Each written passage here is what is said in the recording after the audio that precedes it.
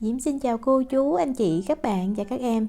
Những hôm trời mát lạnh thì thường mình thích có được một cái chén chè vừa nóng mà thơm thoang thoảng mùi gừng. Thì hôm nay Diễm chia sẻ công thức món chè mochi khoai mì. Chè này thì nấu rất là đơn giản mà khi ăn thơm nhẹ nhàng ngọt thanh. Mochi khoai mì vừa dẻo mềm và mình để nguội vẫn ngon luôn. Cách làm như thế nào thì bây giờ mình cùng vào bếp làm món chè mochi khoai mì với Diễm nha. Đầu tiên mình đi chuẩn bị phần mochi khoai mì trước. Để tiện lợi thì Diễm dùng cái khoai mì bào sẵn như vậy. Ở bên Na Uy thì mình mua trong tiệm Việt, nó là đông đá ha. Mình để cho tan đá là mình dùng được. Công thức này thì mình cần 400g. Nếu mà mình không có khoai mì xay sẵn thì mình dùng khoai mì tươi đó. Mình 400g mình xay nhuyễn ra là được ha. Diễm cho nước vào để Diễm xúc cái bịch này cho nó sạch nè. Rồi mình cho một lượng nước bao nhiêu cũng được. Diễm cho khoảng 500ml đó. Mình cho vào khoai mì như vậy. Rồi mình khuấy đều để mình mình lắng cái tinh bột, đồng thời mình vắt ra.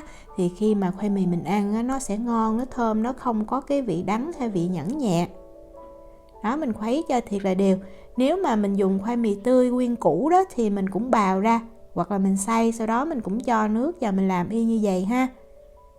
Diễm lấy một cái rây nè, sau đó Diễm để một cái miếng vải lên như vậy để khi mà mình đổ khoai mì vào nó không có bị đổ ra ngoài. Mình cho hết cái lượng khoai mì mà mình đã khuấy nước. Rồi bây giờ mình vắt cho ráo là được ha. Thật ra nếu mà mình muốn làm luôn cũng được, nhưng mà đối với lại khoai mì đông đá đó thì Diễm thấy mình nên cho nước vào và mình vắt lại như vậy. Khoai mì nó không có bị đắng, nó sẽ thơm hơn. Vắt thiệt là ráo nha. Sau khi vắt xong thì mình được cái phần nước này mình để yên ở đây cho cái tinh bột trong cái khoai mì nó lắng xuống, rồi mình bỏ cái phần nước vàng ở bên trên. Để sang một bên ha, khoảng chừng 30 phút à. Rồi Diễm lấy cái thao để chút nữa mình trộn bột đó, mình cho cái phần xác khoai mì mà mình đã vắt. Thì sau khi vắt xong Diễm cân lại được là 260g nha. Có thể chênh lệch tí xíu không sao hết, tùy mình vắt nó ráo hay là mình vắt nó còn cái lượng nước nhiều đó. Để ở đây để đợi cho cái nước khoai mì lắng thì bây giờ mình đi chuẩn bị phần đậu xanh. Diễm có 100g đậu xanh, cái này là đậu xanh không có vỏ. Đậu xanh này bây giờ mình đi vo rửa cho nó sạch nha. Sau khi vo rửa xong thì Diễm cho vào trong cái nồi. Tiếp theo mình cho 300ml nước. Để cho đậu xanh nó được đậm đà đó thì mình cho thêm 1/5 muỗng cà phê muối. Rồi bây giờ mình bắt nồi đậu xanh này lên bếp và mình nấu cho nó sôi lên nha. Nếu mà bếp điện từ thì nó sôi rất là nhanh, mình nên đứng mình canh ha. Có bọt mình hớt bọt nhẹ nè. Khi mà mình thấy vừa sôi thì mình sẽ hạ xuống lửa trung bình. Bếp Diễm có 9 số thì Diễm để số 6. Rồi mình tiếp tục mình hớt bọt cho sạch. Đậu xanh mình nấu kiểu này thì mình không cần phải ngâm. Sau khi hớt bọt sạch rồi thì mình vẫn giữ cái lửa trung bình này và mình nấu cho nước nó rút. Nếu mà mình nấu để mình làm nhân thì nước xăm xắp mặt đầu như vậy là được. Tại như vậy khi mà mình đậy nắp mình nấu thì đậu xanh nó sẽ nhừ.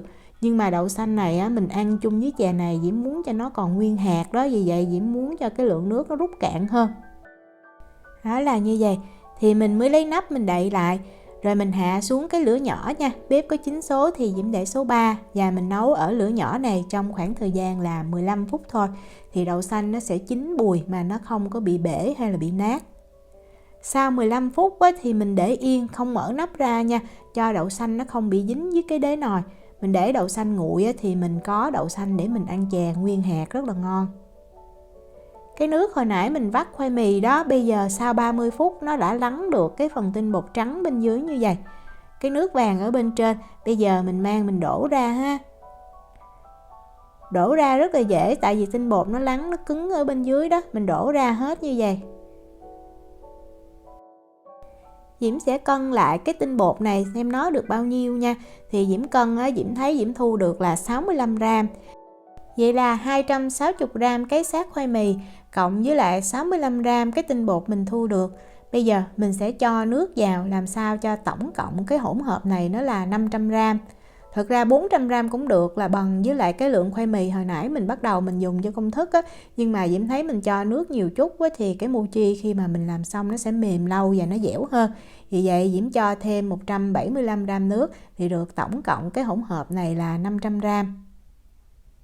Rồi bây giờ mình khuấy ra cho nó đều ha. Mình sẽ được cái hỗn hợp khoai mì mình đã sơ chế rất là thơm ngon và mình ăn nó không có bị đắng. Để tạo độ ngọt cho mochi á, thì mình cần 60g đường dừa. Diễm dùng hiệu này. Nếu mà mình không có đường dừa thì mình cứ dùng đường bình thường vẫn được ha. Đường bình thường nó ngọt hơn, vì vậy mình dùng 50g. Cái đường dừa này thì cái vị ngọt rất là nhẹ, đồng thời nó sẽ thơm, nó béo hơn là đường bình thường. Diễm có thêm ở đây là 80g bột nếp để tạo cái độ dẻo cho mochi. Bột nếp á, thì Diễm dùng hiệu của Thái Lan. Để giữ cho cái mochi này nó được mềm dẻo lâu á, thì mình có thêm 60g bột năng hay là tinh bột năng nha. Diễm dùng hiệu này. Rồi bây giờ mình dùng cây khuấy bột á, mình sẽ trộn cho cái hỗn hợp bột này nó thật là đều. Nếu mà mình không có cái đường dừa mà mình thích ăn cho nó béo á, thì mình có thể thay 100ml nước bằng 100ml nước cốt dừa cũng được luôn. Đó, hỗn hợp bột nó sẽ sệt như vậy. Để mochi dễ lấy ra khi hấp chín á, thì Diễm dùng khuôn silicon có đường kính là 20cm. Mình cho hết cái hỗn hợp mochi khoai mì này vào trong khuôn. Rồi mình cầm khuôn đó, mình khỏ nhẹ lên trên cái mặt phẳng như vậy. Để cái phần mochi khoai mì này nó được đều, nó dàn đều ra. Rồi mình cho vào trong sửng và mình mang mình đi hấp liền ha. Bắt sẵn một cái chảo nước sôi nè. Diễm cho cái sửng mochi khoai mì lên Diễm hấp. Và Diễm giữ lửa trung bình, mình hấp cái mochi khoai mì này trong khoảng thời gian là 30 phút. Cái phần mochi khoai mì này á, thì Diễm thấy mình nên hấp chín ha. Tại vì nếu mà mình hấp chín kỹ á, lúc mà mình lấy ra khỏi khuôn rất là dễ. Đồng thời mình cắt mình chia cũng dễ dàng hơn. Đó, mở ra mình kiểm tra, ngay giữa mình thấy nó chín nè, bột nó đã trong như vậy là được. Thường nó bị đọng nước chút xíu thì cái phần giữa này nó hơi ẩm, nhưng mà không sao hết. Nhắc cái khuôn mochi khoai mì này khỏi bếp, bây giờ mình để ở đây cho nó nguội khoảng 30 phút nha. Như vậy thì nó mới tróc ra khỏi cái khuôn á, mình lấy ra được dễ dàng hơn. Cái này là Diễm đã để nguội được 30 phút rồi nè. Mình đeo bao tay vào ha, rồi mình lấy ra thôi. Đối với khuôn silicon á, thì lấy ra rất là dễ. Rồi bây giờ mình chia cái mochi khoai mì này ra thành từng viên ha. Mình cứ chia đều thôi và đừng có chia to quá, tại lúc mà mình cho vào trong cái nước đường gừng mình nấu á, cái mochi này nó sẽ nở thêm chút nữa. Cái màu của cái đường dừa nó sẽ làm cho mochi có màu nâu nhẹ, còn nếu mà mình dùng đường cát á, thì nó màu trắng trong. Đó, Diễm cắt ra hết đó, Diễm lót 2 lớp như vậy, mình đừng có để cho nó dính vào nhau thì lúc mà mình gỡ ra hơi khó nha. Bây giờ mình đi nấu cái nước đường. Lấy một cái nồi nè, Diễm cho vào 300g đường thốt nốt, mình dùng đường thốt nốt cho cái nước đường nó thơm ha. Rồi mình cho thêm vào đây 1 lít nước. Gừng thì mình cần 10g, mình gọt vỏ và mình cắt sợi như vậy. Để cho cái nước đường này nó đậm đà thì Diễm cho thêm 1/5 muỗng cà phê muối. Rồi mình bật bếp lên, mình nấu cho cái nước đường này nó tan nha. Khi mà nước đường sôi thì nó có bọt á, mình hạ lửa nhỏ và mình hớt bọt cho sạch. Lưu ý là mình hạ lửa nhỏ ha, mình đợi cho tới khi đường nó tan hoàn toàn như vậy. Và chè này á, do có đậu xanh để cho nó không có bị lắng á, thì mình nên tạo cho nó có cái độ sệt. Vì vậy Diễm có 20g bột năng nè. Rồi mình có thêm 50ml nước. Mình khuấy cho bột năng này nó hòa đều với nước, rồi mình mang mình cho vào cái hỗn hợp nước đường mình vừa nấu sôi ở trên bếp. Mình để lửa trung bình ha, rồi mình khuấy đều, mình cho cái bột năng vào. Cái nước này á, thì nó vừa có cái độ sệt thôi chứ không có sệt lắm ha. Nếu mà đặc sệt quá thì mình ăn dễ bị ngán, hoặc là tùy mình thích thôi. Nếu mà mình thích sệt hơn thì mình tăng thêm cái lượng bột năng. Mình giữ lửa trung bình, mình khuấy nhẹ nhàng, mình thấy cái hỗn hợp á, nước đường nó trong và nó sệt như vậy. Thì mình lấy mochi hồi nãy mình đã cắt ra đó, mình cho vào. Mình giữ làm sao cho nước nó sôi nhẹ nha. Khi cho mochi vào thì có thể có bọt á, thì mình hớt bọt cho sạch ha.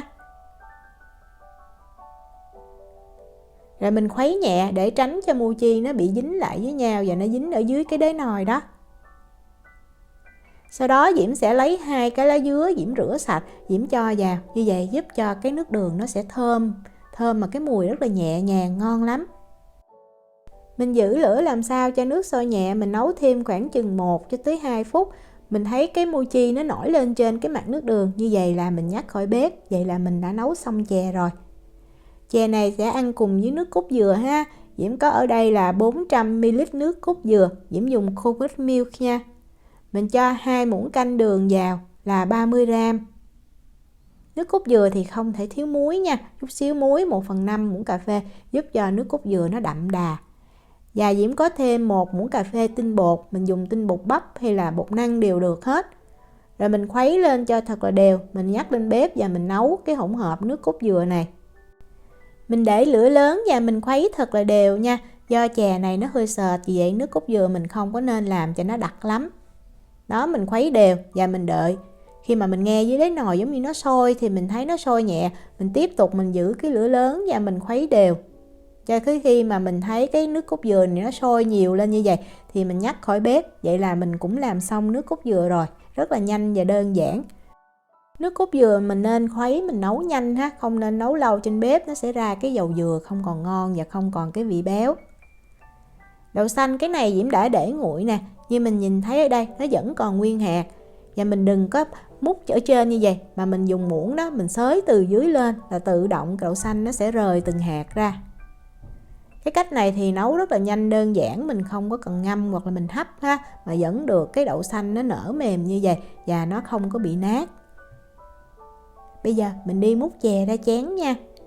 Với công thức này thì mình có thể múc được từ 8 cho tới 10 chén chè.